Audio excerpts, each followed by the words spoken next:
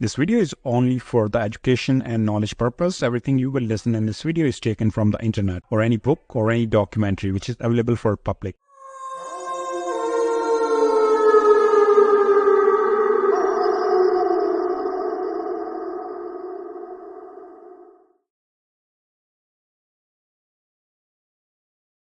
पाँच सितंबर 2017 पानीपत शहर का जीटी रोड और उस पर स्थित एक गौशाला मंदिर। धीरे धीरे अंधेरा हो रहा था और मंदिर के द्वार को बंद करने का समय भी हो रहा था। एक व्यक्ति गौशाला मंदिर में आता है उस मंदिर के द्वार को बंद करने के लिए, लेकिन वह व्यक्ति जैसे ही वहां पर बने एक कमरे को बंद करने के लिए उसके अंदर जाता है तो उसकी नजर कमरे के अंदर बिस्तर पर पड़ती है। उसने देखा कि बेड का गद्दा नीचे फर्श पर पड़ा है और कोई उस पर लेटा हुआ है, लेकिन जब व्यक्ति ने थोड़ा पास जाकर देखा तो उसके रोंगटे खड़े हो गए क्योंकि उसमें किसी की लाश पड़ी थी। देखने से लग रहा था कि वह किसी लड़की की लाश है और उसका चेहरा पूरी तरह से तेजाब से जलाया हुआ था। उसके बाद उस व्यक्ति ने तुरंत फोन करके इस घटना की सूचना पुलिस को दी और फिर नजदीकी पुलिस स्टेशन से पुलिस की एक टीम मौके पर पहुंचती है। लेकिन जब पुलिस ने उस शव को देखा तो पुलिस तुरंत समझ गई कि कातिल ने लाश को तेजाब से इसलिए जलाया है ताकि लाश की पहचान ना हो सके। उसका चेहरा पूरी तरह से जल चुका था। पुलिस को यह भी लग रहा था कि शव के आसपास से उसकी पहचान और कातिल का कोई सुराग या सबूत मिलना बहुत ही मुश्किल है, लेकिन फिर भी पुलिस अपनी जांच को आगे बढ़ाती है और शव के आसपास छानबीन शुरू करती है। पुलिस को हैरानी तब हुई जब उन्हें बड़ी ही आसानी से घटनास्थल के पास एक मोबाइल फोन, आधार कार्ड और एक कॉलेज का आईडी कार्ड बरामद होता है। आधार कार्ड से पता चलता है कि मरने वाली लड़की का नाम ज्योति है और वह पानीपत के बराना नामक गांव की रहने वाली है। कॉलेज के आईडी कार्ड पर भी ज्योति का नाम लिखा हुआ था। वह आर्य कॉलेज में बीए फाइनल की छात्रा थी।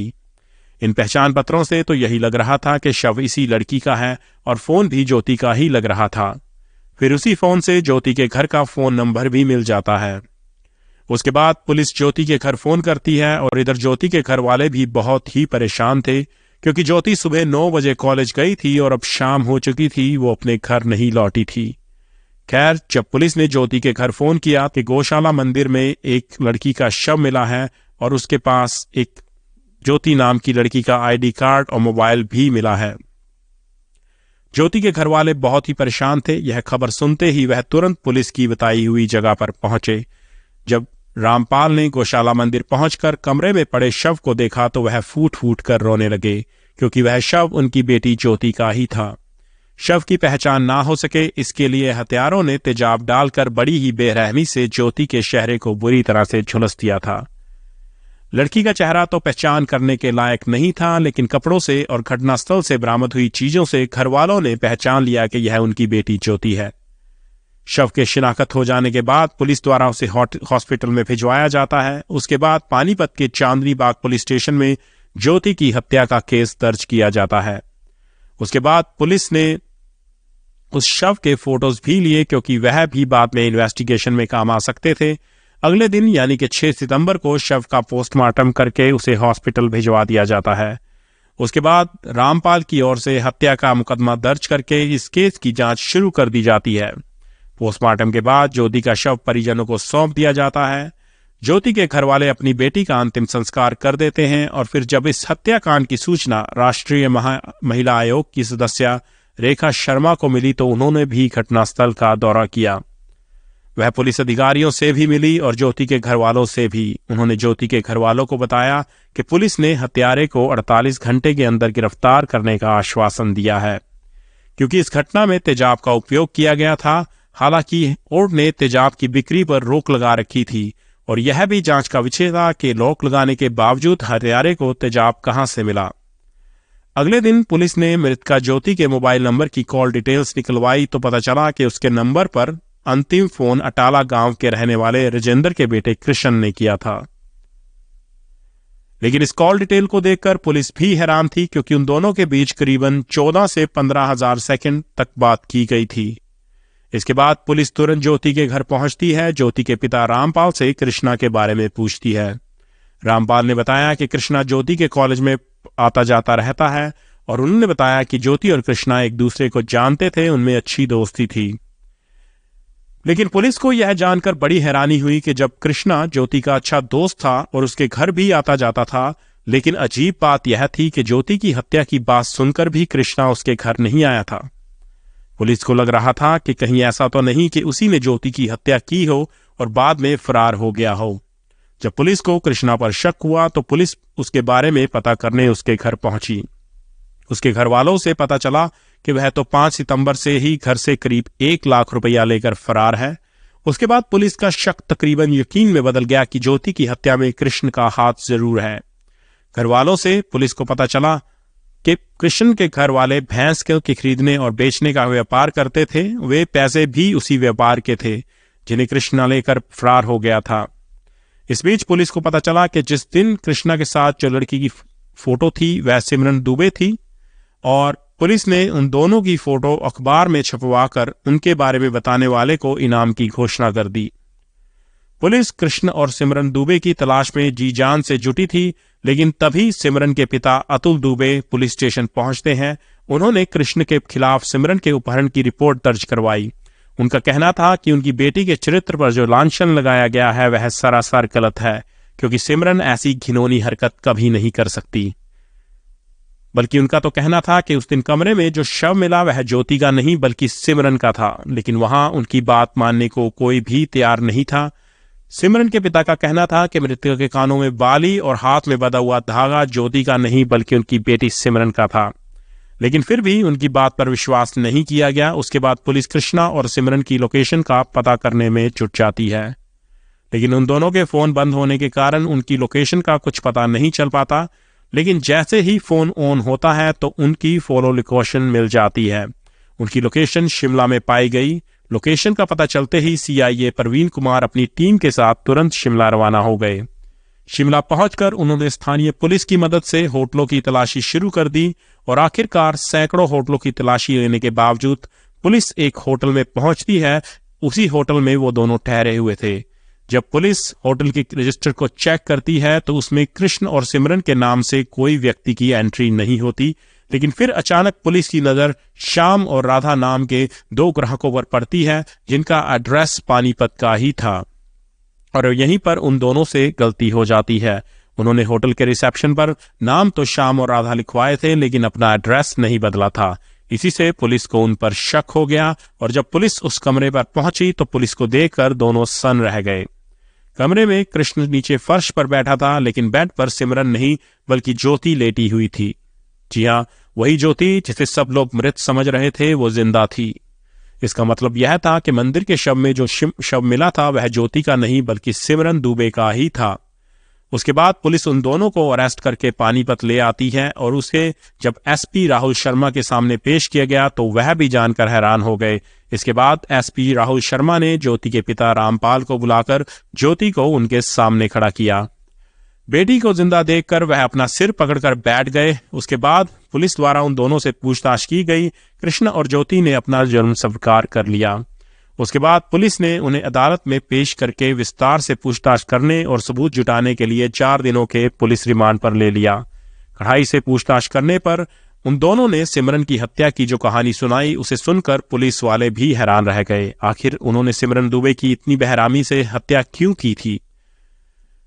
अगर अभी तक आप इस वीडियो को देख रहे हैं तो प्लीज इस चैनल को लाइक एंड सब्सक्राइब कीजिएगा, नीचे कमेंट कीजिएगा ताकि हमारे छोटे से चैनल को ग्रो करने का मौका मिले और समाज में हो रही ऐसी दिल दहलाने घटनाओं से हम आपको रूबरू करवाते रहें और सावधान भी कर रहे हैं।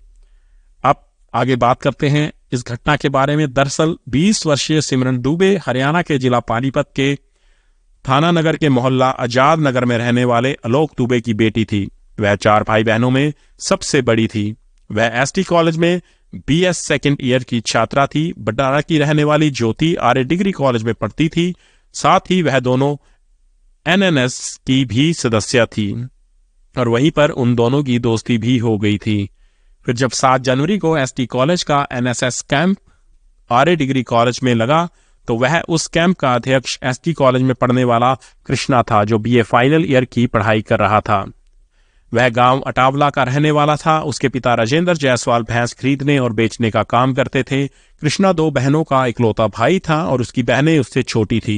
घर में बड़ा और इकलौता होने के बावजूद भी वह जिम्मेदारी से काम नहीं करता था। पुलिस के अनुसार जब कृष्णा स्कूल में पढ़ता था तब भी उसने खुद के अपहरण का ड्रामा रचा था। वह दिन भर इधर उधर घूमता रहा था और फिर आर्य कॉलेज में कैंप लगने के दौरान उसकी मुलाकात सिमरन और ज्योति से हुई। ज्योति पहली ही नजर में कृष्णा की मासूमियत को देखकर उससे प्यार करने लग गई थी और कृष्णा ने ज्योति के दिल की यह बात जान ली थी। कृष्णा को भी ज्योति बहुत पसंद आ गई थी। उसके बाद दोनों की मुलाकातें अक्सर होने लगी। फिर जल्दी ही उनकी मुलाकातें प्यार में बदल गई और एक दूसरे से दीवानगी की हद तक प्यार करने लगे। अब उन्हें लगने लगा था कि वे दोनों एक दूसरे के बिना नहीं रह सकते। इसीलिए दोनों ने शादी का फैसला करना शुरू कर दिया। लेकिन ज्योति और कृष्णा की जातियां अलग अलग थी और इसीलिए ज्योति जानती थी कि उसके घर वाले कभी भी कृष्ण से उसकी शादी नहीं होने देंगे। आप जानते हैं पंजाब और हरियाणा में जातिवाद बहुत ज्यादा होता है अभी भी। लेकिन ज्योति कृष्ण से इतना प्यार करने लगी थी कि वह कृष्णा के बिना नहीं रह सकती थी और उधर कृष्णा का भी यही हाल था। उसने ज्योति से भाग चलने को कहा लेकिन ज्योति ने घर वालों की बदनामी के डर से भागने से मना कर दिया। उसके बाद उन्होंने एक साथ रहने के बारे में सोच विचार किया तो उनके दिमाग में यह आइडिया आया क्यों ना हम अपनी कदकाठी के दो लोगों की हत्या करके उनके चेहरे को तेजाब से इस तरह झुलसा दें कि उन्हें कोई पहचान ना सके। उसके बाद वह उनको अपने कपड़े पहनाकर आईडी कार्ड और फोन छोड़कर वहां से भाग जाएंगे जिससे लोगों को लगेगा कि उनकी हत्या हो चुकी है। क्योंकि ज्योति की सहेली सिमरन दुबे की कदकाठी उसके जैसी ही थी और उसे वो जहां भी बुलाते थे वहीं वो आ भी जाती थी, इसलिए उन दोनों ने सिमरन की हत्या की योजना बनाई। और अब कृष्ण की कदकाठी के लड़के को ढूंढना था तो कृष्णा के लिए यह कोई मुश्किल काम नहीं था। उसके बाद 5 सितंबर को कृष्णा ने अपने ही कॉलेज में पढ़ने वाली ज्योति की सहेली सिमरन को जीटी रोड पर स्थित गौशाला मंदिर के एक कमरे में एक नाटक की रिहर्सल के बहाने बुलाया। उसके बाद कृष्णा ने बीएससी फाइनल ईयर के छात्र छड़ी छाजू गांव के रहने वाले मंजीत को भी कैंप के बहाने उसी जगह पर बुलाया। कृष्णा ने उससे कहा कि वहां पर मिलिट्री के ऑफिसर भी आएंगे, लेकिन संयोग से मंजीत रीअपियर का फॉर्म भरने की बात कहकर कॉलेज वापस चला गया और दूसरी बार जब वह उस जगह पर पहुंचा तो गौशाला का कमरा बंद था। लेकिन तब तक सिमरन की हत्या की जा चुकी थी, यानी मंजीत की तो जान बच गई थी लेकिन सिमरन कृष्णा और ज्योति के जाल में फंस गई थी। सिमरन दुबे जब गौशाला मंदिर में पहुंची तो कृष्ण और ज्योति वहां पहले से ही मौजूद थे। इधर कृष्णा ने गौशाला मंदिर में पहुंचते ही कोल्ड ड्रिंक में नींद की गोलियां और तेजाब का प्रबंध कर रखा था। उन्हें वह अपने बैग में छिपा कर लाया था। उसके बाद कृष्णा ने सिमरन को नींद की गोलियां मिली कोल्ड ड्रिंक पीने को दी तो सिमरन ने उन दोनों को भी कोल्ड ड्रिंक पीने को कहा, लेकिन उन दोनों ने यह कहते हुए कोल्ड ड्रिंक पीने से मना कर दिया कि हमने तो अभी अभी पी है। दोस्तों हमेशा ध्यान रखिएगा, अगर आपको कोई अकेले में चीज खाने को दी जाती है, आपके साथ 3 से 4 बंदे हैं, वो खुद वो चीज नहीं खा रहे या पी रहे और आपके उस कमरे में आने से पहले वो चीज मौजूद है, तो कोशिश कीजिएगा कि आप भी उसे ना खाएं, उसे ना पिए। कितना आसान होता है। 2 मिनट में सिमरन दुबे भी कह सकती थी कि मुझे ये कोल्ड ड्रिंक नहीं पीनी, मेरा गला खराब है, लेकिन आम तौर पर लोग ध्यान नहीं देते और इस तरह के हादसों का शिकार हो जाते हैं। इसे हमेशा शक की नजरों से देखा जाना चाहिए कि कोल्ड ड्रिंक पीने के थोड़ी ही देर के बाद सिमरन की आंखें बंद होने लगी और फिर वह नीचे फर्श पर लेट गई। उसके बाद ज्योति ने उसके दोनों पैर पकड़े और कृष्णा ने बड़ी ही बेरहमी से सिमरन का गला घोंट दिया। सिमरन को मौत के घाट उतारने के बाद ज्योति ने उसे अपने कपड़े पहनाए और फिर सिमरन के चेहरे पर तेजाब डालकर उसका चेहरा बुरी तरह से झुलसा दिया। यह साबित करने के लिए कि वह ज्योति है, उन्होंने अपना आई कार्ड और मोबाइल फोन सिमरन के शव के पास ही छोड़ दिया ताकि लोग यही समझें कि वो ज्योति ही है। सिमरन की हत्या करने के बाद ज्योति और कृष्णा कमरे से बाहर आए और वहां से ऑटो में बैठकर पानीपत रेलवे स्टेशन पहुंचे।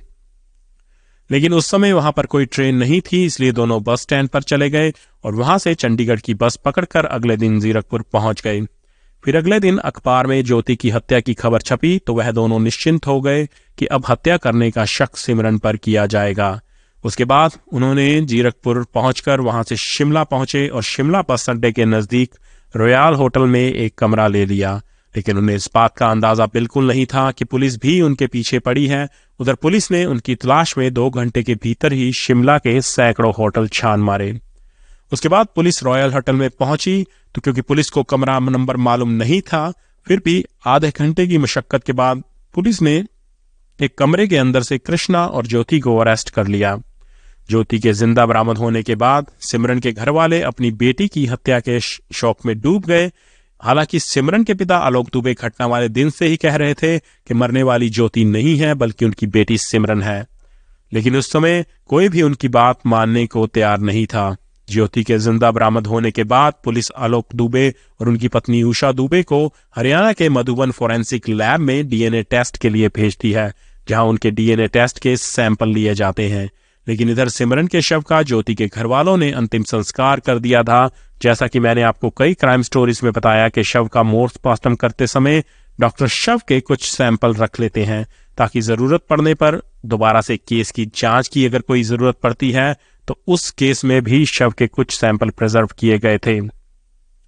डीएनए मिलान के बाद यह साफ हो गया कि गौशाला मंदिर के कमरे में जो शव मिला था वह सिमरन का ही था, और उधर होटल में कृष्णा और ज्योति ने श्याम और राधा के नाम से जो फर्जी आधार कार्ड जमा करवाए थे।